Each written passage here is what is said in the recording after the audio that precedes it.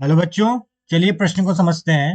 2 मोल oxygen को स्थिर आयतन पर 30 डिग्री सेंटीग्रेड से 35 डिग्री सेंटीग्रेड तक गर्म किया जाता है। गैस की आंतरिक ऊर्जा में परिवर्तन की गणना कीजिए। ऑक्सीजन की स्थिर दाब पर ग्राम आणुक विशिष्ट ऊष्मा स्थिर दाब पर, मतलब ये सीपी दे रखा है। सीपी बराबर 8 कैलोरी प्रति मोल डिग्री सेंटीग्रेड है और गैस नियतांक 8.36 जूल प्रति मोल डिग्री सेंटीग्रेड है। तो सबसे पहले हम देखेंगे मुख्य अवधारणा। मुख्य अवधारणा में हम बात करेंगे विशिष्ट ऊष्मा की। तो बच्चों, विशिष्ट ऊष्मा होती क्या है कि इकाई द्रव्यमान को 1 डिग्री सेंटीग्रेड तापमान को वृद्धि करने के लिए दी गई ऊष्मा क्या कहलाती है? विशिष्ट ऊष्मा कहलाती है। क्यू बराबर क्या होता है, सॉरी, सी बराबर क्या होता है? क्यू बटे एम डेल्टा टी होता है। ये हो गई विशिष्ट ऊष्मा। अब ये जो विशिष्ट ऊष्मा है, तो अगर हम किसी निकाय की बात करें तो निकाय को दी गई जो, अगर कोई निकाय है, ये कोई निकाय है, इस निकाय के अंदर इसके गैसीय अणुओं के अंदर जो ऊर्जा होती है, अगर उसमें वृद्धि की बात करें तो उसका जो सूत्र होता है, तो क्या सूत्र होता है?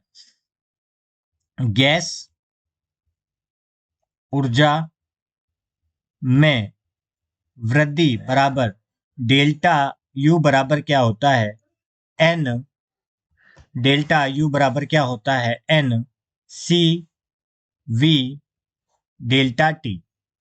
अब एक और जो संबंध होता है, एक तो होती है स्थिर स्थिर आयतन पर विशिष्ट ऊष्मा। अगर स्थिर आयतन पर विशिष्ट ऊष्मा को CV से प्रदर्शित करते हैं और स्थिर दाब पर विशिष्ट ऊष्मा को CP से प्रदर्शित करते हैं, और CP ऋण CV बराबर किसके होता है? गैस नियतांक के बराबर होता है। ये एक संबंध होता है, ठीक है। तो चलिए इन्हीं अवधारणाओं को उपयोग में लेकर प्रश्न को हल करते हैं। हल। तो सर्वप्रथम हम देखते हैं हमें दिया क्या है। तो दिया है, हमें क्या क्या दे रखा है।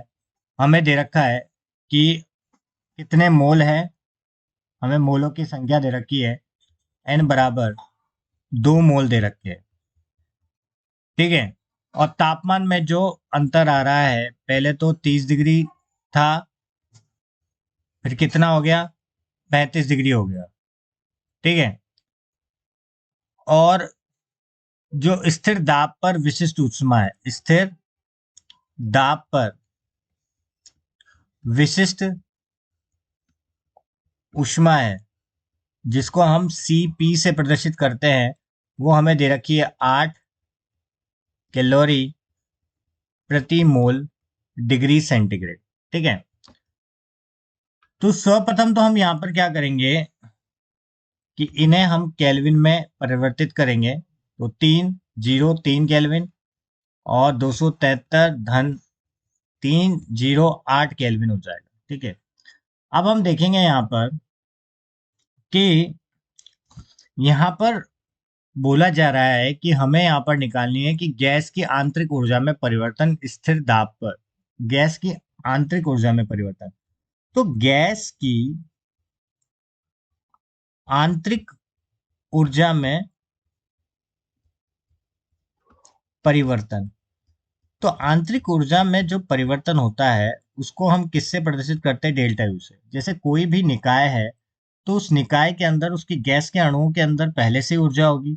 अब उसमें जो ऊर्जा में अंतर हो रहा है वो बराबर होता है एन सी वी डेल्टा, ठीक है। अब हमें सी पी तो दे रखा है, सी वी नहीं दे रखा, और हमें एक और चीज दे रखी है, आर गैस नियतांक दे रखा है 8.36 जूल प्रति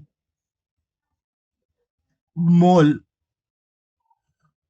डिग्री सेंटीग्रेड। तो सबसे पहले हम यहाँ पर क्या करेंगे, हमें पता है कि Cp एवं Cv और आर में जो संबंध होता है वो होता है सीपी ऋण सीवी बराबर आर होता है। अब देखिए सीपी का मान कितना दे रखा है, हमें 8 दे रखा है, और अगर हमें आर के मान को कैलोरी में परिवर्तित करना है तो हम 4.18 से इसको भाग दे देंगे, तो ये क्या आ जाएगा हमारा 2 आ जाएगा। तो 8 ऋण 2 बराबर कितना आ जाएगा, 6 आ जाएगा। ये किसका मान आ गया, सीवी का।